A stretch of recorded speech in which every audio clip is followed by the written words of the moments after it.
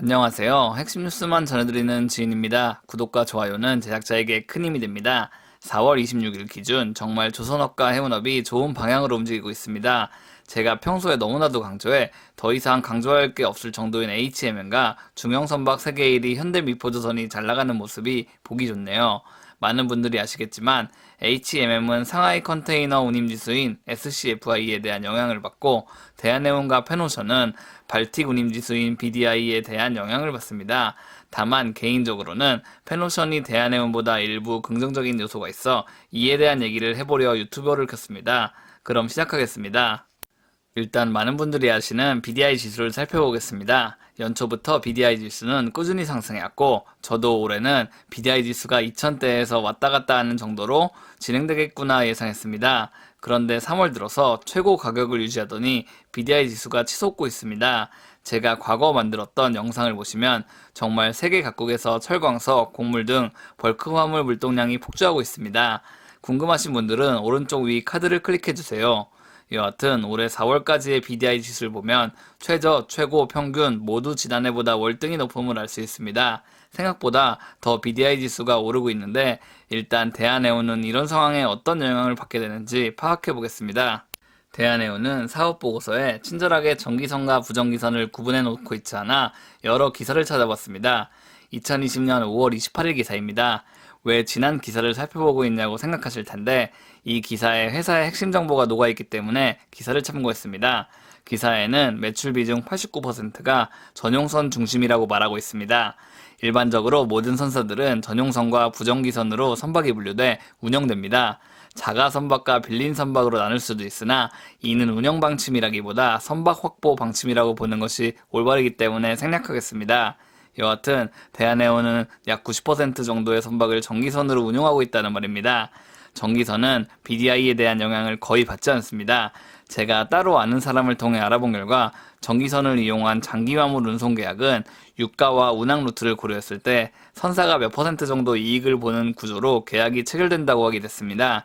이는 급변하는 시장에서 안정적으로 매출을 확보할 수 있는 원동력이 됩니다. 다만 BDI가 상승했을 경우 이에 대한 수혜는 상대적으로 적게 받습니다. 즉 엄청난 이익을 확보할 수는 없다는 말입니다. 그렇다면 페노션의 비율을 살펴보겠습니다. 일단 BDI 지수는 원칙적으로 건화물 운용 선박에 적용되는 지수입니다. 페노션의 벌크선은 총 186척입니다. 그런데 장기화물 운송 계약은 총 36척입니다. 즉 벌크선 가운데 19%는 장기 계약이고 81%는 스팟 계약이라는 말입니다. 스팟 계약은 BDI 지수에 대한 영향을 많이 받습니다. 페노션의 주력 사업은 벌크선 사업입니다. 전체 매출의 약 60% 이상을 벌크선 매출이 차지하고 있습니다. 그렇다면 벌크선 매출 가운데 80%가 BDI에 영향받는 물량이라고 볼 수 있습니다. 지난해 기준 1조 2천억 원 규모의 매출이 더욱 확대될 수 있다는 말입니다. 이는 대한해운과는 다른 강점이라고 볼 수 있습니다. 사실 페노션의 선대 확대 전략을 보면 자가 선박보다 빌린 선박이 꽤 많습니다. 이 같은 선대 구성은 자칫하면 회사가 망하게 되는 상황을 불러올 수도 있습니다. 다만 현재 전 세계적으로 저금리가 유지되고 있고 BDI 지수도 크게 상승하고 있어 이런 상황에서는 무조건 덩치가 큰 기업이 큰 이익을 가져가게 됩니다. 다소 리스크는 있겠지만요. 게다가 매년 페노션은 덩치를 늘려오는 행보를 이어왔습니다.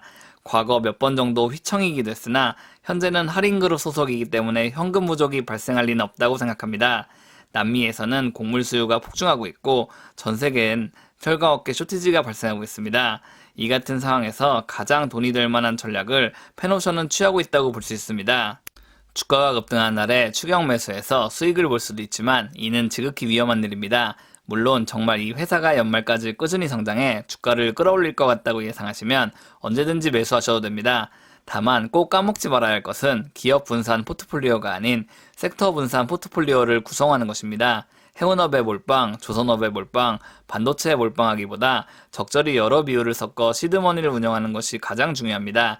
사실 분산 투자했다가 비중이 적은 투자 종목이 크게 상승하면 뭔가 벌어도 기분이 찝찝합니다. 다만 한 섹터에 몰빵했다가 다른 섹터가 날아가면 정말 쳐다보기만 해야 합니다. 내가 투자한 섹터만 떨어졌을 경우는 정말 답이 없습니다. 항상 섹터 분산 투자를 잊지 마시고 안전한 투자하시면 좋겠습니다. 지금까지 핵심 뉴스만 전해드리는 지인이었습니다. 감사합니다.